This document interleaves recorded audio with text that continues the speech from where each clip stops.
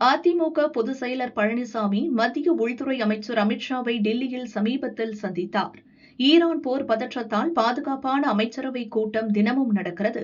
இதில் அமித்ஷா பங்கேற்க வேண்டும். அவரால் சென்னை வர முடியாததால் பழனிசாமி டெல்லிக்கு அழைக்கப்பட்டார். அமித்ஷாவை இரவில் சந்தித்தார் பழனிசாமி. சிரித்த முகத்துடன் இருந்தவரை பார்த்த அமித்ஷா, பன்னீர்செல்வம் கதி என்னாச்சு பார்த்தீர்களா? அவரை திமுக பக்கம் தள்ளிவிட்டீர்களே என சொல்லி சிரித்ததுடன், பன்னீர்செல்வம் மீது எங்களுக்கு நம்பிக்கையே இல்லை. எந்த ஆட்சியை அகற்ற வேண்டும் என மேடம் பாடுபட்டாரோ அங்கேயே போய் சரண்டர் ஆகிவிட்டாரே என்றாராம் அமித்ஷா. அமித்ஷா வீட்டிற்கு இரவு நேரத்தில் யார் வந்தாலும் சாப்பிட்டுத்தான் ஆக வேண்டும். பழனிசாமிக்காக அவல் உப்மா தயாரித்து வைத்திருந்தனர். அதன் மீது ஓமப்பொடி தூவப்பட்டிருந்தது. உடனே குஜராத்தி ஸ்டைலில் இனிப்பு சட்னியும் இருந்தது.